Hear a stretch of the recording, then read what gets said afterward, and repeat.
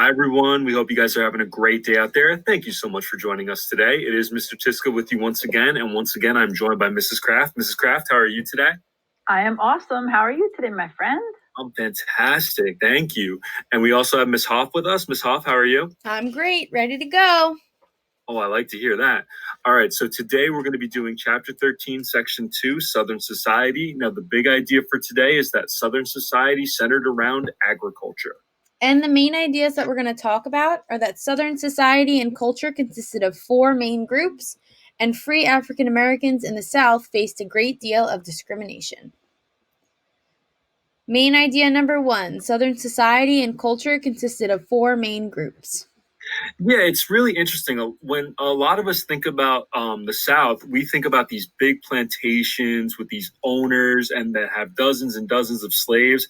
And that is true. You did have a group called the Planters, and they were the wealthiest members of Southern society.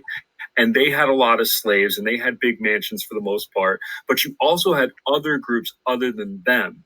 Now, in terms of the planters themselves, they actually, like I just said, they owned plantations, but their wives really ran the households and they kind of just oversaw the plantation as a whole. But they weren't the only group in the South. If you actually scroll down here, we can see that there are other groups. And one other group I want to talk about is the yeomen. The yeomen were actually owners of small farms, and they actually work the farms themselves with their slaves. Now, they didn't own as many slaves as the planters. They may have owned a couple here and there, but they worked really hard to maintain their farms. You also had a group called the poor whites, and the poor whites, basically what they did is they lived on land, but they didn't really grow crops. They made a living by hunting, fishing, and raising small gardens. And then the last group that we had slaves, of course, in the South. And eventually it's going to get to the point where we have free Africans in the South. And that brings us up to the Southern plantations. Now, those of you that have me as a teacher know that I do something called the Dead President's House Tours. So I have actually visited several plantation homes. If you visited George Washington's home, he lives at a place called Mount Vernon. Also Thomas Jefferson, Madison, and Monroe, all living in the South, have the same kind of setup where there is one fantastic, beautiful, super elegant plantation house that you go into and you're like, wow, this is the coolest, look at this. And it's got fancy furniture and real pretty marble stuff. And then you walk down the road a little bit and there's these slave cabins that look like what you could imagine was your worst like backyard shed kind of thing, and it had dirt floors, and it was quite different in comparison. And in that same slave cabin, you would have multiple families living, and you'd be crammed into it. There's also the plantation was almost like a working city. Plantations would have their own blacksmith, they would have their own carpenters. So the actual plantation was self-sufficient. It grew one main crop, but it also had a garden and vegetables that sustained the people that lived there.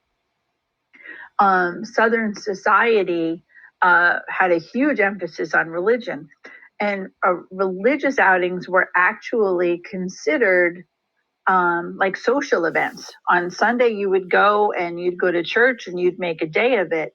And that's because so many people, because they were so spread apart in these rural areas, didn't really get to see each other. So Sunday was their day for socialization.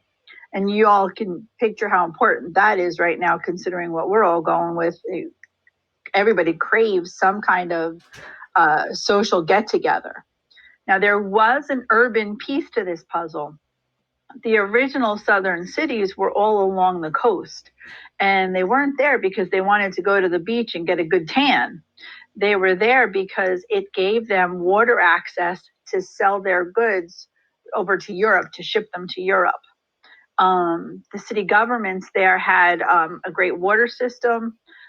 They had some public streets, and in the cities you had more public education. Those beautiful big plantations, those children were all tutored by private tutors.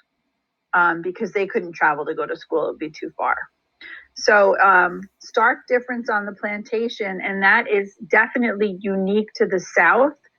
It's not something that you would see in the North. All right, and main idea number 2, free African Americans in the South faced a great deal of discrimination.